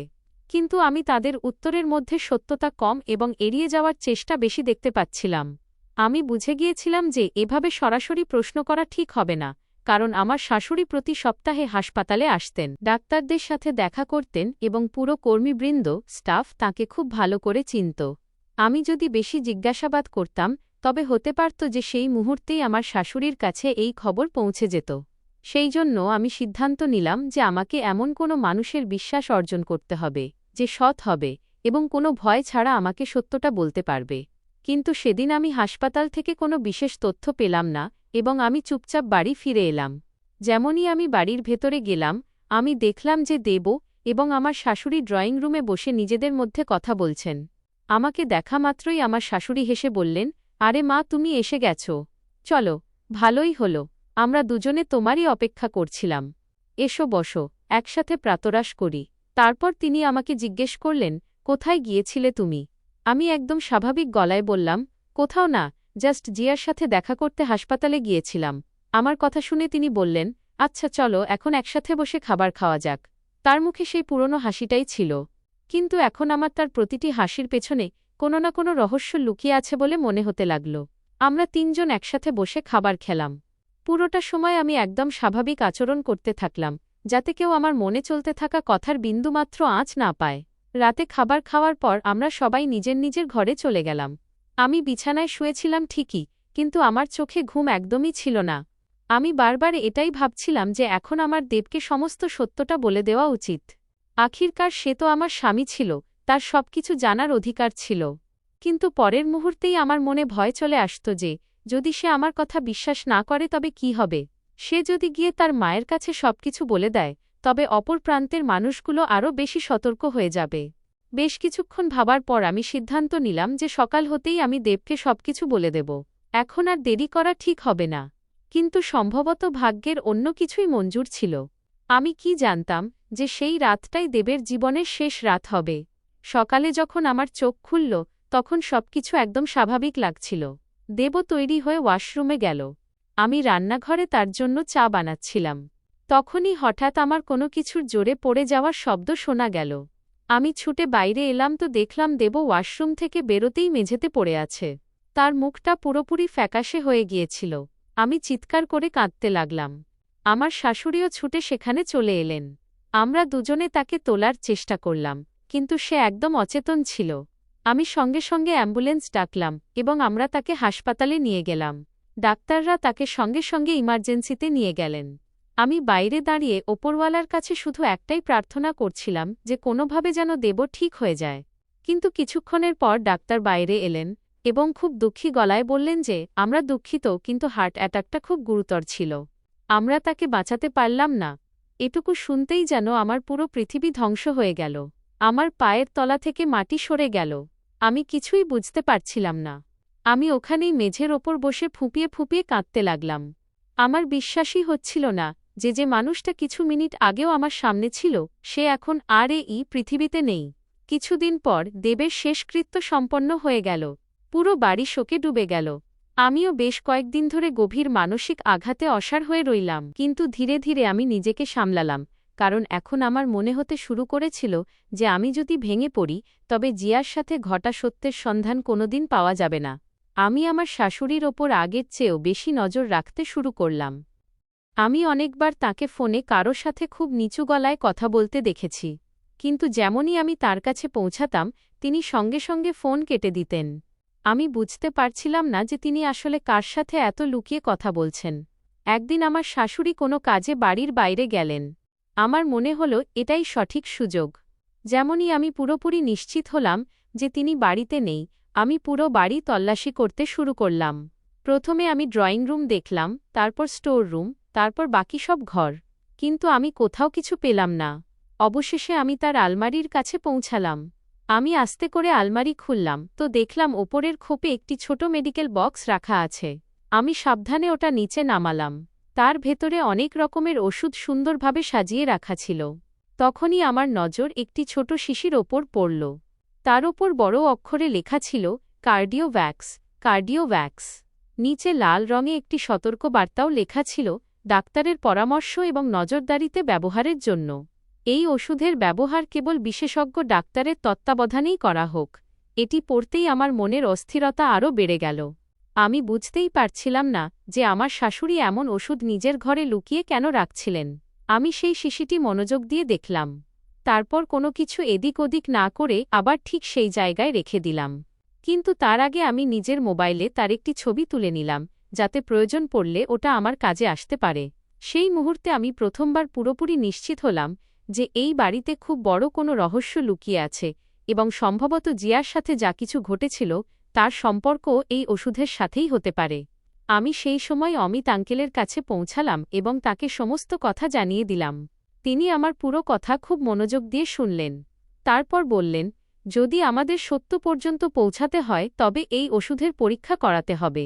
তিনি সেই ওষুধের একটি নমুনা আইনি উপায়ে ল্যাবে পরীক্ষার জন্য পাঠিয়ে দিলেন। কিছুদিন পর রিপোর্ট চলে এলো। আমি যেমনই তার দপ্তরে অফিসে পৌঁছালাম, তিনি কোনো কথা না বলে সেই রিপোর্টটি আমার সামনে রেখে দিলেন। তার মুখের গম্ভীরতা দেখেই আমার হৃৎস্পন্দন দ্রুত হতে লাগল। তিনি আমার দিকে তাকালেন এবং বললেন, অবনী, এই রিপোর্ট তোমার সন্দেহকে আরও জোরালো করে দিয়েছে। এই শিশিতে থাকা উপাদানটি কোনো সাধারণ ওষুধ নয়। ল্যাব রিপোর্টের অনুসারী যদি এটার ভুলভাবে ব্যবহার করা হয় তবে তা যে কোনো মানুষের হৃৎপিণ্ডের ওপর খুব খারাপ প্রভাব ফেলতে পারে এবং তার প্রাণ পর্যন্ত চলে যেতে পারে। আমার চোখ কপালে উঠে গেল। আমি কাঁপানো গলায় জিজ্ঞেস করলাম, তাহলে কি দেবের মৃত্যুও শুধু একটি দুর্ঘটনা ছিল না? অমিত আঙ্কেল দীর্ঘশ্বাস ফেলে বললেন, এখন শেষ সিদ্ধান্ত আদালত করবে। কিন্তু এখন যেসব প্রমাণ আমাদের হাতে এসেছে সেগুলো দেখে মনে হয় না যে দেবের মৃত্যু পুরোপুরি স্বাভাবিক ছিল। আর জিয়ার 2 বছর ধরে কোমায় থাকাও এখন শুধু একটি কাকতালীয় বিষয় বলে মনে হচ্ছে না। আমার হাত থেকে রিপোর্টটি নিচে পড়ে গেল। আমার চোখের সামনে বারবার আমার শাশুড়ির মুখটা ঘুরতে লাগল। এখন পর্যন্ত আমি যে বিষয়টিকে আমার ভুল ধারণা, ভ্রম মনে করছিলাম তা ধীরে ধীরে সত্যে পরিণত হতে দেখা যাচ্ছে। অমিত আঙ্কেল আমার দিকে তাকিয়ে বললেন, যদি সামনের তদন্তেও এই সব কথা সামনে আসে তবে সন্দেহের সবচেয়ে বড় কারণ তোমার শাশুড়িই হচ্ছেন। এমন মনে হচ্ছে যে তিনি জিয়া এবং দেব দুজনকেই নিজের পথ থেকে সরিয়ে দিতে চেয়েছিলেন। কিন্তু এখন আমাদের আবেগে ভেসে কোনো পদক্ষেপ নেওয়া চলবে না। আমাদের এমন প্রমাণ জোগাড় করতে হবে যা আদালতে গিয়েও কেউ মিথ্যা প্রমাণ করতে না পারে। তাঁর কথা শুনে আমার চোখ থেকে জল পড়তে লাগল। এখন আমি বুঝতে পেরেছিলাম যে যে বাড়িটিকে আমি নিজের পরিবার মনে করতাম সেই বাড়ির দেয়ালের পেছনেই এক ভয়ানক সত্য লুকিয়েছিল যা পুরো জীবন বদলে দিয়েছিল। কিন্তু সেই মুহূর্তেই আমি মনে মনে সিদ্ধান্ত নিলাম যে আমাকে যতই কঠিন পরিস্থিতির মুখোমুখি হতে হোক না কেন, আমি আমার শাশুড়ির আসল রূপ সবার সামনে এনেই ছাড়ব এবং দেব ও জিয়া দুজনের সাথেই হওয়া অন্যায়ের বিচার না নিয়ে থামব না। তারপর পরের দিন আমি সবসময়কার মতো জিয়ার সাথে দেখা করার বাহানায় হাসপাতালে চলে গেলাম। কিন্তু এবার আমার উদ্দেশ্য শুধু তার সাথে দেখা করা ছিল না। আমি আগের মতোই তার পাশে কিছু সময় বসলাম। তার মাথায় হাত বুলিয়ে দিলাম এবং মনে মনে তাকে আশ্বাস দিলাম যে আমি তাকে এই অবস্থা থেকে অবশ্যই বের করব। কিছুক্ষণ পর আমি হাসপাতালের ক্যান্টিনে গিয়ে বসলাম। সেখানে বসে আমি ভাবছিলাম যে আসলে আমার এমন কে মিলবে যে কোনো ভয় ছাড়া আমাকে সত্যটা বলতে পারবে। তখনই আমার নজর একজন নার্সের ওপর পড়ল। আমি তাকে আগেও অনেকবার জিয়ার ঘরে দেখেছি। যখনই সে ডিউটিতে থাকত, সে জিয়ার বাকিদের চেয়ে বেশি যত্ন নিত। তার মুখে এক অদ্ভুত মানবিকতা পরিষ্কার দেখা যেত, এবং আমার প্রথমবার মনে হল যে সম্ভবত এই সেই মানুষ যার ওপর আমি ভরসা করতে পারি। আমি আলতো করে তার কাছে গেলাম এবং হেসে বললাম, যদি তোমার কাছে একটু সময় থাকে তবে আমাকে তোমার সাথে কিছু কথা বলতে হবে। সে প্রথমে এদিক ওদিক তাকাল, তারপর আমার সাথে ক্যান্টিনের এক কোণে এসে বসল। আমি তাকে জিজ্ঞেস করলাম, তুমি এখানে কতদিন ধরে কাজ করছো? সে নিচু গলায় বলল, ম্যাডাম, আমার এখানে কাজ করার মাত্র কয়েক মাসই হয়েছে। আমি আবার তাকে জিজ্ঞেস করলাম, তুমি কি কখনো জিয়ার মধ্যে কোনো নড়াচড়া দেখেছ? সে কি কিছু অনুভব করতে পারে? সেই নার্স কিছু মুহূর্ত চুপ করে রইল, যেন ভাবছিল যে সে আমাকে কিছু বলবে কি না। তারপর সে খুব নিচু গলায় বলল, ম্যাডাম, আমি আপনাকে একটা কথা বলছি, কিন্তু দয়া করে আমার নাম কারো সামনে আসতে দেবেন না। যদি হাসপাতাল কর্তৃপক্ষ জানতে পারে যে আমি আপনাকে কিছু বলেছি, তবে আমার চাকরি চলে যাবে। আমি তাকে ভরসা দিলাম যে তার কথা কাউকে জানাব না। তখন সে বলল, আমি এক দুবার জিয়ার হাতে হালকা নড়াচড়া দেখেছি। তার চোখের পাতাতেও খুব সামান্য পরিবর্তন দেখেছিলাম। কিন্তু যখনই আমি এই বিষয়ে ডাক্তারের সাথে কথা বলতে চেয়েছি, তিনি আমাকে চুপ থাকতে বলে দিয়েছেন। আর একটা কথা আছে যা হয়তো আপনার জানা উচিত। যখনই তার শাশুড়ি হাসপাতালে আসেন, তিনি ডাক্তারবাবুর সাথে সবসময় এটাই বলেন যে এই মেয়েটিকে অচেতন করেই রেখো। এর চিকিৎসায় বেশি পরিশ্রম করার দরকার নেই। যেমন চলছে তেমনই চলতে দাও। একথা শুনতেই আমার হৃৎস্পন্দন দ্রুত হতে লাগল। এখন আমার সন্দেহ আরও জোরালো হয়ে গিয়েছিল। আমি তাকে জিজ্ঞেস করলাম, তোমার কি পুরো বিশ্বাস আছে? সে মাথা নেড়ে বলল, হ্যাঁ ম্যাডাম, আমি এই কথা নিজের চোখে দেখেছি আর কানে শুনেছি। কিন্তু আমি এর চেয়ে বেশি কিছু বলতে পারব না, কারণ আমাকে নিজের চাকরিটাও বাঁচাতে হবে। এটুকু বলে সে তাড়াতাড়ি সেখান থেকে চলে গেল।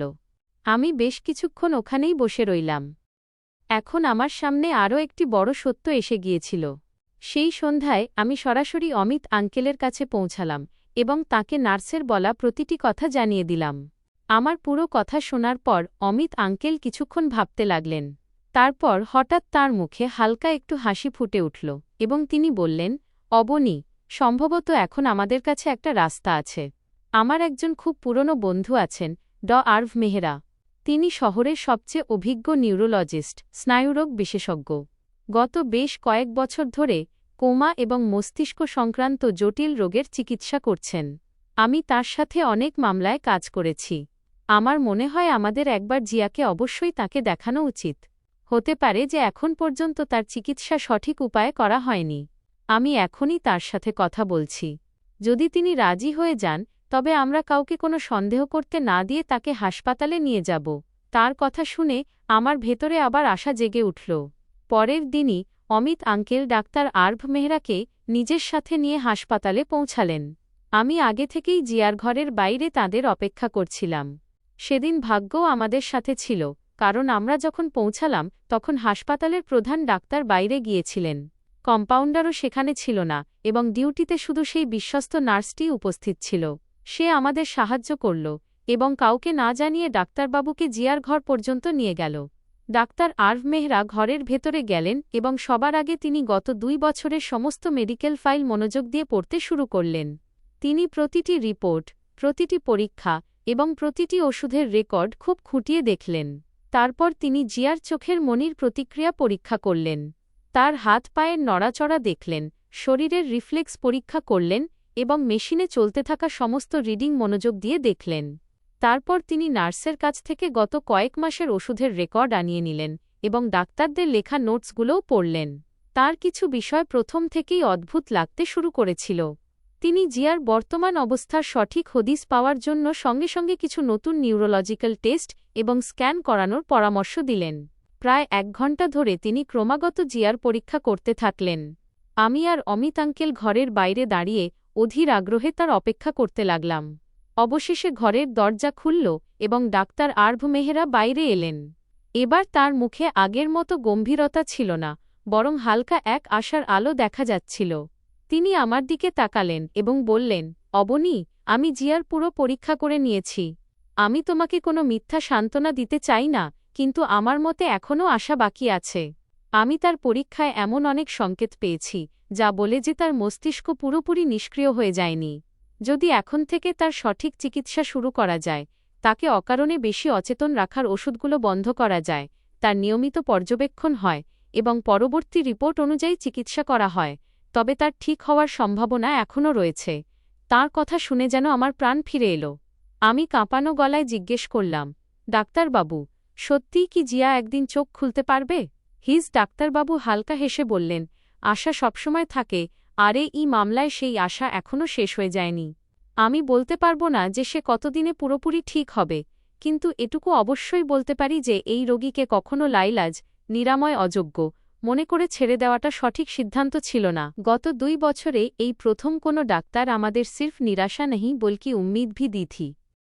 গত 2 বছরে এই প্রথম কোনো ডাক্তার আমাদের শুধু হতাশা না দিয়ে আশার আলো দেখালেন। ঠিক সেই মুহূর্তেই আমার মনে হল যে সৃষ্টিকর্তা হয়তো জিয়ার জীবনের জন্য এখনও একটা নতুন পথ খোলা রেখেছেন।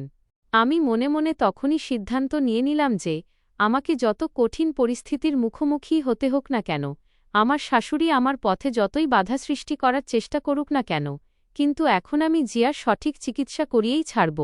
আর যে তাকে দীর্ঘ 2 বছর ধরে এই অবস্থায় রেখেছে, তার আসল রূপও পৃথিবীর সামনে এনেই দম নেব। তারপর যখন আমি বাড়ি পৌঁছালাম তখন দেখলাম আমার শাশুড়ি আগেই দরজায় দাঁড়িয়ে আছেন এবং আমার সমস্ত জিনিসপত্র উনার পাশেই রাখা ছিল। আমার ব্যাগ, স্যুটকেস এবং বাকি সব জিনিস ঘরের বাইরে পড়েছিল। এটা দেখে আমি কিছুক্ষণের জন্য সেখানেই থমকে গেলাম। আমি বুঝতেই পারছিলাম না যে আসলে এসব কি হচ্ছে। আমি যেমনই উনার কাছে পৌঁছালাম, উনি রাগান্বিত চোখে আমার দিকে তাকালেন এবং বললেন, বেরিয়ে যাও এই বাড়ি থেকে। এখন এই বাড়ির ওপর তোমার কোনো অধিকার নেই। তোমার স্বামী এই পৃথিবী ছেড়ে চলে গেছে, আর এখন আমাদেরও তোমার সাথে কোনো সম্পর্ক নেই। উনার কথাগুলো শুনে আমার মন ভেঙে গেল। কিন্তু সত্যি বলতে, আমারও আর ওই বাড়িতে থাকার বিন্দুমাত্র ইচ্ছে ছিল না, যেখানে আমাকে নিজের বলে ভাবাই হচ্ছিল না। তবুও আমার সামনে সবচেয়ে বড় সমস্যা ছিল এই যে, আমি যাব তো কোথায়? আমার নিজের বাবা মা আগেই এই পৃথিবী ছেড়ে চলে গেছেন, আর আমার এমন কোনো আপনজনও ছিল না যার কাছে আমি যেতে পারি। কিছুক্ষণ পর্যন্ত আমি নিজের জিনিসপত্র নিয়ে বাইরেই দাঁড়িয়ে রইলাম। তারপর আমার অমিত আঙ্কেলের বাত মনে পড়ল। আমি নিজের জিনিসপত্র নিয়ে সোজা ওনার বাড়িতেই চলে গেলাম। উনি আমাকে ওই অবস্থায় দেখে কোনো প্রশ্ন না করেই ঘরের ভেতরে ডেকে নিলেন এবং বললেন, মা, যতক্ষণ না সব ঠিকঠাক হয়ে যাচ্ছে, তুমি এখানেই থাকো। এই বাড়িটাকে নিজের বাড়িই মনে করো। উনার কথা শুনে আমার চোখে জল চলে এল, কারণ সেই কঠিন সময় উনি আমার পাশে দাঁড়িয়েছিলেন যখন আমার নিজের লোকেরাও আমার সাথে ছিল না। সারা রাত আমি ঘুমাতে পারলাম না। বারবার দেবের কথা আর জিয়ার মুখটা আমার চোখের সামনে ভেসে উঠছিল। পরের দিন সকালে আমি আবার জিয়ার সাথে দেখা করতে হাসপাতালে গেলাম। লেকিন যেমনই আমি ভেতরে যেতে যাব, গেটে দাঁড়িয়ে থাকা এক নার্স আমাকে আটকে দিল। সে ফিসফিস করে বলল, ম্যাডাম, আপনি ভেতরে যেতে পারবেন না। আমি জিজ্ঞেস করলাম, কেন? তখন সে বলল, আপনার শাশুড়ি পরিষ্কার বারণ করে দিয়েছেন যে আপনাকে যেন হাসপাতালের ভেতরে ঢুকতে না দেওয়া হয়। আমি যদি আপনাকে ভেতরে যেতে দিই, তবে আমার চাকরিটা চলে যাবে। তার কথা শুনে আমার প্রচণ্ড রাগ হল। আমি আমার মুঠো এত জোরে বন্ধ করলাম কি আমার নখগুলো নিজের হাতের তালুতেই বিঁধে গেল। কিন্তু আমি নিজেকে সামলে নিলাম, একটা দীর্ঘশ্বাস নিলাম এবং উল্টো পায়ে ফিরে চললাম। ঠিক তখনই রাস্তার মাঝে হঠাৎ সেই লোকটা আমার সামনে এসে দাঁড়িয়ে পড়ল, যাকে আমি ওই রাতে জিয়ার ঘরে দেখেছিলাম। সেই লোকটাই যে নার্সকে জিয়াকে অতিরিক্ত ওষুধ দেওয়ার জন্য বলছিল। সে আমার দিকে তাকিয়ে হাসল এবং বলল, মেয়ে, অযথা অন্যের ব্যাপারে মাথা গলানো ঠিক নয়। যতটা নিজের কাজ নিয়ে থাকবে ততটাই তোমার জন্য মঙ্গল। আমি রেগে গিয়ে তাকে জিজ্ঞেস করলাম, তুমি কে? আর আমাকে এসব কথা কেন বলছ? সে হাসতে শুরু করল এবং বলল, মনে হচ্ছে তুমি তোমার স্বামীর মৃত্যুর কথা ভুলে গেছ। তার এই কথা শুনে আমি একদম হতবাক হয়ে গেলাম। তারপর সে আমার আরও একটু কাছে এল এবং বলল, তোমার শাশুড়ি দেবকে যে জুস খাইয়েছিলেন তার মধ্যে যে ওষুধ মেশানো হয়েছিল তাতে আমারও হাত ছিল। আর যদি প্রয়োজন পড়ে তবে সেই একই কাজ আবারও হতে পারে। তাই যদি নিজের প্রাণের চিন্তা থাকে তবে এই বিষয়টা থেকে দূরে থাকো। এতটুকু বলে সে সেখান থেকে চলে গেল, আর আমি শুধু তাকে চলে যেতে দেখতেই রয়ে গেলাম। আমার মাথায় হাজারটা প্রশ্ন ঘুরপাক খাচ্ছিল যে আসলে এই লোকটা কে ছিল আর আমার শাশুড়ির সাথে এর কী সম্পর্ক ছিল। এখন আমার পুরোপুরি বিশ্বাস হয়ে গিয়েছিল যে দেবের মৃত্যু কোনো দুর্ঘটনা ছিল না, এর পেছনে খুব বড় একটা রহস্য লুকিয়েছিল। আমি কোনো দেরি না করে সোজা অমিত আঙ্কেলের কাছে পৌঁছালাম এবং তাকে শুরু থেকে শেষ পর্যন্ত সমস্ত কথা বলে দিলাম। আমার পুরো কথা শোনার পর অমিত আঙ্কেল কিছুক্ষণ চুপ করে রইলেন। তারপর বললেন, অবনী মা, এখন আর চুপ করে বসে থাকলে কিছু হবে না। এখন আমাদের এদের বিরুদ্ধে আইনি লড়াই শুরু করতে হবে। কিন্তু আমাদের প্রতিটা পদক্ষেপ খুব ভেবেচিন্তে ফেলতে হবে, কারণ সামনের মানুষগুলো অত্যন্ত চালাক। আমরা সেই দিনই পরবর্তী প্রস্তুতির সিদ্ধান্ত নিলাম। কিন্তু সম্ভবত আমার শাশুড়ি আগেই এই বিষয়ের আঁচ পেয়ে গিয়েছিলেন, কারণ আমাদের কিছু করার আগেই দুদিন পর আমার নামে একটা আইনি নোটিশ চলে এল। আমি যেমনই ওই খামটা খুললাম, আমার হাত কাঁপতে লাগল।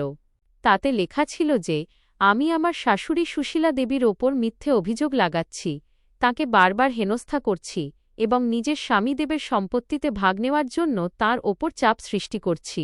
তাতে এটাও লেখা ছিল যে আমি তাকে ব্ল্যাকমেইল করছি এবং বারবার হাসপাতালে গিয়ে জিয়ার সাথে দেখা করছি, যাতে পরবর্তীতে তাদের বিরুদ্ধে মিথ্যে গল্প বানিয়ে তাদের মানহানি করতে পারি। নোটিশে এটাও লেখা ছিল যে আমি যদি এসব বন্ধ না করি, তবে আমার বিরুদ্ধে আদালতে মামলা করা হবে এবং আমার কাছ থেকে ক্ষতিপূরণও চাওয়া হবে। পুরো নোটিশটা পড়ার পর আমার মাথা কিছুক্ষণের জন্য একদম অসাড় হয়ে গেল, কিন্তু ঠিক তার পরের মুহূর্তেই আমি বুঝতে পারলাম যে এসব আমাকে ভয় দেখানোর আর চুপ করিয়ে রাখার চেষ্টা মাত্র। আমি একটা মুহূর্ত নষ্ট না করে সেই নোটিশটা নিজের ব্যাগে রাখলাম এবং সোজা অমিত আঙ্কেলের অফিসে যাওয়ার সিদ্ধান্ত নিলাম। কারণ এখন আমি জানতাম যে এই লড়াইয়ের জবাব ভয় পেয়ে নয়, বরং আইনের সাহায্যেই দিতে হবে, এবং এখন আমি কোনো অবস্থাতেই পিছিয়ে যাওয়ার পাত্রী নই। আমি সোজা অমিত আঙ্কেলের অফিসে পৌঁছালাম এবং তাকে পুরো লিগ্যাল নোটিশটা পড়ে শোনালাম। উনি নোটিশটি শুরু থেকে শেষ পর্যন্ত খুব মনোযোগ দিয়ে পড়লেন। তারপর আমার দিকে তাকিয়ে বললেন, অবনী, সবার আগে তো তুমি একদমই ভয় পেও না। এই ধরনের নোটিশ অনেক সময় মানুষকে শুধু ভয় দেখানোর জন্যই পাঠানো হয়, যাতে সামনের জন ভয় পেয়ে যায় আর সত্যি কথা বলা ছেড়ে দেয়। এর মানে এই নয় যে সামনের জন সঠিক। এখন আমরাও এর জবাব আইনের নিয়ম অনুযায়ী দেব। কিন্তু মনে রেখো, এখন থেকে তুমি কোনো পদক্ষেপই না ভেবেচিন্তে নেবে না। যা করতে হবে প্রমাণের সাথে করতে হবে। তোমার কাছে যে রেকর্ডিং আছে, যে ওষুধের রিপোর্ট আছে, যে কথাগুলো তুমি নিজের চোখে দেখেছ, সেসব কিছু খুব ভালোভাবে সামলে রাখো। কারো সাথে ঝগড়া করো না, কাউকে হুমকি দিও না, এবং একা গিয়ে এমন কোনো কাজও করো না যাতে পরবর্তীতে তোমার ওপরই প্রশ্ন উঠে যায়। যদি সত্য আমাদের সাথে থাকে, তবে আমাদের ভয় পাওয়ার কোনো প্রয়োজনই নেই। আমরা আদালতে প্রতিটি কথা প্রমাণের সাথে রাখব। উনার কথা শুনে আমার ভেতরে আবারও সাহস ফিরে এল। সেই দিনই অমিত আঙ্কেল নোটিশের জবাব তৈরি করালেন এবং কিছুদিনের মধ্যেই মামলা আদালতে পৌঁছে গেল। অবশেষে সেই দিনটিও চলে এল যখন প্রথম শুনানি হওয়ার কথা ছিল। আমি অমিত আঙ্কেলের সাথে আদালতে পৌঁছালাম। অন্যদিকে আমার শাশুড়ি নিজের উকিলের সাথে দাঁড়িয়েছিলেন। উনার মুখে বিন্দুমাত্র ভয়ের ছাপ ছিল না, বরং মনে হচ্ছিল যেন উনি পুরোপুরি নিশ্চিত যে আজ উনিই জিতবেন। কিছুক্ষণ পর বিচারক মহাশয় আদালতে এলেন এবং শুনানি শুরু হল। সবার আগে আমাকে সাক্ষ্য দেওয়ার জন্য ডাকা হল। আমি গিয়ে দাঁড়ালাম। তারপর আমার শাশুড়ির উকিল আমাকে প্রশ্ন করা শুরু করলেন। উনি জিজ্ঞেস করলেন, এটা কি সত্যি যে আপনি আপনার শাশুড়ির ওপর মিথ্যে অভিযোগ লাগাচ্ছেন যাতে আপনি আপনার স্বামীর সম্পত্তিতে ভাগ পেতে পারেন? আমি পরিষ্কার বলে দিলাম যে না, এটা সম্পূর্ণ মিথ্যে। তারপর উনি জিজ্ঞেস করলেন, আপনি বারবার হাসপাতালে শুধু এই কারণেই যেতেন যাতে পরিবারের ওপর চাপ সৃষ্টি করতে পারেন?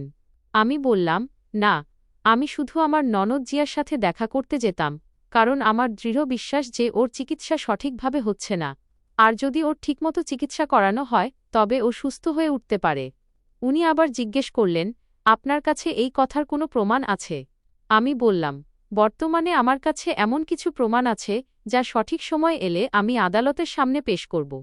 তারপর বিচারক মহাশয় উভয় পক্ষের কথা মনোযোগ দিয়ে শুনলেন। প্রথম শুনানিতে কোনো সিদ্ধান্ত হল না এবং পরবর্তী তারিখ দিয়ে দেওয়া হল। কিন্তু আমার কথা শোনার পর আদালত এতটুকু অবশ্যই বললেন যে আমাকে আমার ননদ জিয়ার সাথে দেখা করা থেকে কেউ আটকাতে পারবে না। তাই আমাকে হাসপাতালে গিয়ে ওর সাথে দেখা করার অনুমতি দিয়ে দেওয়া হল। এটা শুনে আমি কিছুটা স্বস্তি পেলাম। পরের দিনই আমি জিয়ার সাথে দেখা করতে হাসপাতালে পৌঁছালাম। আমি ওর পাশে বসে ওর সাথে কথা বলছিলাম। বরাবরের মতো আমি ওর হাতটা নিজের হাতের মধ্যে নিলাম এবং ওকে বললাম, তুমি সাহস হারিও না। আমি তোমাকে এই অবস্থা থেকে অবশ্যই বের করে নিয়ে আসব। ঠিক তখনই হঠাৎ আমার শাশুড়ি দ্রুত ঘরের ভেতরে এলেন। আমাকে দেখেই উনি চিৎকার করতে শুরু করলেন এবং বললেন, এই মেয়েটা এখানে কি করছে? যখন আমি ওর মা এবং এত বছর ধরে ওর দেখভাল করছি তখন এর এখানে আসার কি প্রয়োজন? উনি ইচ্ছাকৃতভাবে এত শোরগোল করছিলেন যাতে হাসপাতালের বাকি লোকেরাও সেখানে চলে আসে।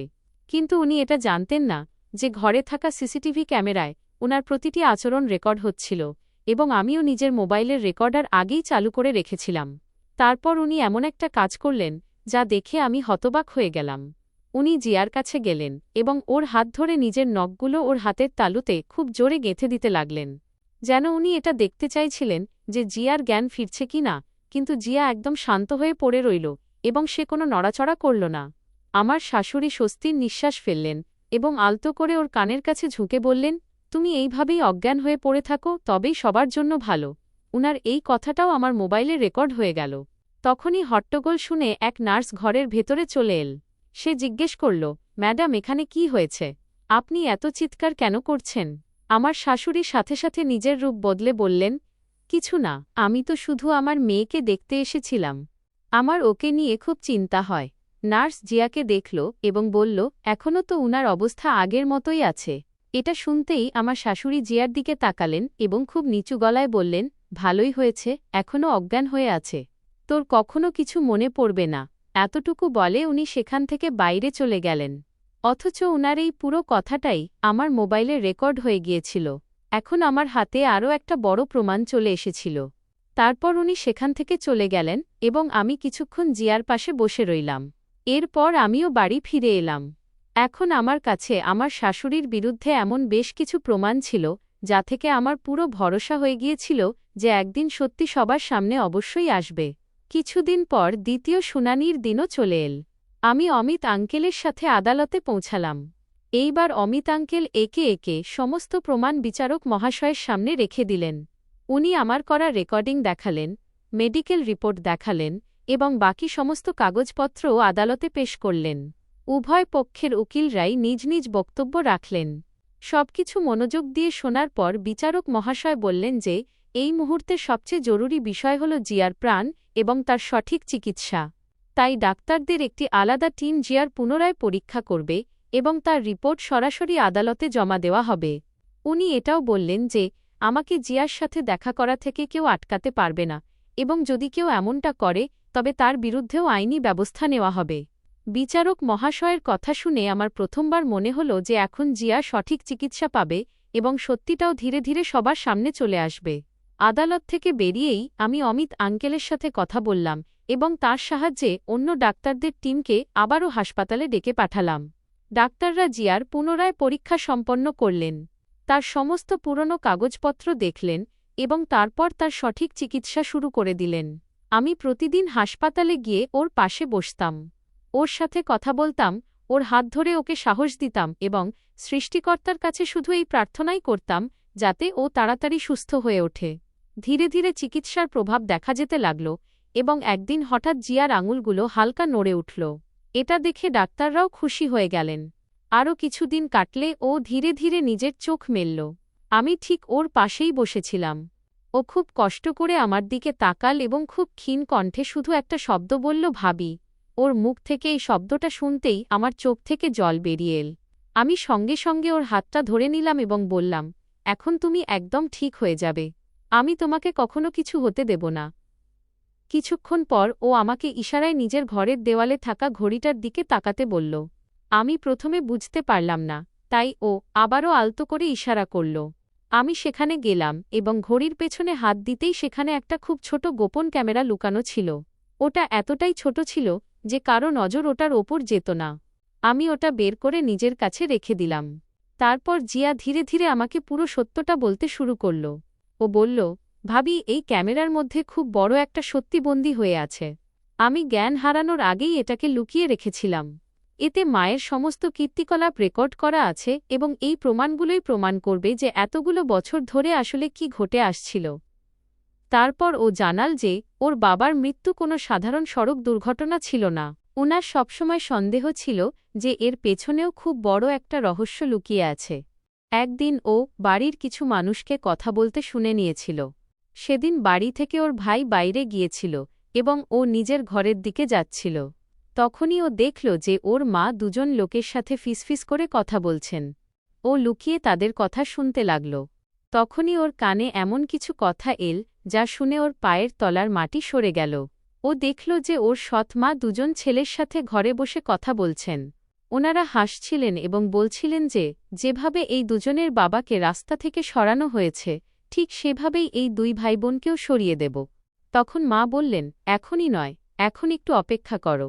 এই দুজন পুরোপুরি আমার হাতের মুঠোয় আছে এবং আমাদের খুব চতুরতার সাথে কাজ করতে হবে যাতে কেউ আমাদের ওপর সন্দেহ না করে আর এই সমস্ত সম্পত্তিও আমাদের নামে হয়ে যায়। তোমরাই তো আমার আসল সন্তান, এই সব কিছু তোমরাই পাবে। তোমরা একদম চিন্তা করো না। এদের সাথে ভালো সেজে থাকার নাটক করি, নয়তো এদের আমি কতটা ঘৃণা করি তা তো তোমরা জানোই। অর্থাৎ সেই ছেলেরা অন্য কেউ নয়, বরং সুশীলার নিজের গর্ভজাত ছেলে ছিল। ভয়ের কারণে আমার হাত পা কাঁপতে লাগল এবং আমার হাত থেকে একটি ফুলদানি পড়ে গেল। আওয়াজ শুনতেই সবাই বাইরে চলে এল এবং ওকে দেখে নিল। তারপর তারা ওকে সিঁড়ি থেকে ফেলে দিল এবং ওর মাথায় গভীর চোট লাগল। হাসপাতালে পৌঁছানোর পর ও কোমায় চলে গেল, কিন্তু পরবর্তীতে ও ধীরে ধীরে সবকিছু শুনতে ও অনুভব করতে পারছিল। ও বুঝতে পেরে গিয়েছিল যে কিছু মানুষ চায় না ও সত্যিটা বলুক, তাই ওর চিকিৎসাও ঠিকমতো হতে দেওয়া হচ্ছিল না। ও সুযোগ পেয়েই এই ছোট ক্যামেরাটি লুকিয়ে রেখেছিল যাতে একদিন সত্যিটা সামনে আসতে পারে। ওর পুরো কথা শুনে আমি ওকে জড়িয়ে ধরলাম এবং বললাম, এখন তুমি একদম ভয় পেও না, এখন আর সত্যি কারো কাছ থেকে লুকিয়ে থাকবে না। পরবর্তী শুনানিতে অমিত আঙ্কেল সেই ক্যামেরা এবং তাতে রেকর্ড হওয়া সমস্ত ভিডিও আদালতের সামনে পেশ করলেন। তারপর জিয়ার বান্ধবীকে সাক্ষ্য দেওয়ার জন্য ডাকা হল। সে ও আদালতে এসে সমস্ত সত্য বলে দিল। এরপর হাসপাতালের নার্সও নিজের বয়ান দিল এবং জানাল যে জিয়ার চিকিৎসায় ইচ্ছাকৃতভাবে গাফিলতি করা হচ্ছিল। আদালত ভিডিও রেকর্ডিং, মেডিকেল রিপোর্ট এবং বাকি সমস্ত প্রমাণ খুব মনোযোগ দিয়ে দেখলেন। পুরো আদালতে কিছুক্ষণের জন্য একদম নিস্তব্ধতা নেমে এল। তারপর বিচারক মহাশয় নিজের রায় শোনানোর সময় বললেন, আদালতের সামনে রাখা প্রমাণ এবং সাক্ষীদের বয়ান পরিষ্কারভাবে প্রমাণ করে যে এই মামলায় সত্য গোপনের চেষ্টা করা হয়েছে। তাই আদালত অবনীবাবুর পক্ষে রায় দিচ্ছেন। এই আদালত এই রায় ঘোষণা করছেন যে সুশীলা দেবী এবং তার দুই ছেলেকে জালিয়াতি করা, সম্পত্তি হাতিয়ে নেওয়া এবং দেব ও তার বাবার হত্যার অপরাধে এবং জিয়ার চিকিৎসা ঠিকমতো না হতে দেওয়ার অপরাধে এই তিনজনকে এবং যারা এদের সাহায্য করেছে তাদের সবাইকে সাজা দেওয়া হচ্ছে। সুশীলা দেবী এবং তার দুই ছেলেকে যাবজ্জীবন কারাদণ্ডের সাজা দেওয়া হল। আর বাকি যে সমস্ত লোক এখনও ধরা পড়েনি, পুলিশকে দায়িত্ব দেওয়া হচ্ছে যেন তাদের দ্রুত গ্রেপ্তার করে কঠিন থেকে কঠিনতম শাস্তি দেওয়া হয়। আর যে ডাক্তার জিয়ার চিকিৎসা ঠিকমতো করেনি তার লাইসেন্স বাতিল করা হল। বিচারক মহাশয়ের কথা শুনতেই আমার চোখ থেকে খুশির অশ্রু ঝরে পড়ল। এত দীর্ঘ সময় ধরে সত্যের জন্য লড়াই করার পর অবশেষে আমরা ন্যায়বিচার পেলাম। কিছু মাস পর জিয়া পুরোপুরি সুস্থ হতে লাগল এবং আমাদের জীবনে আবারও খুশি ফিরে এল।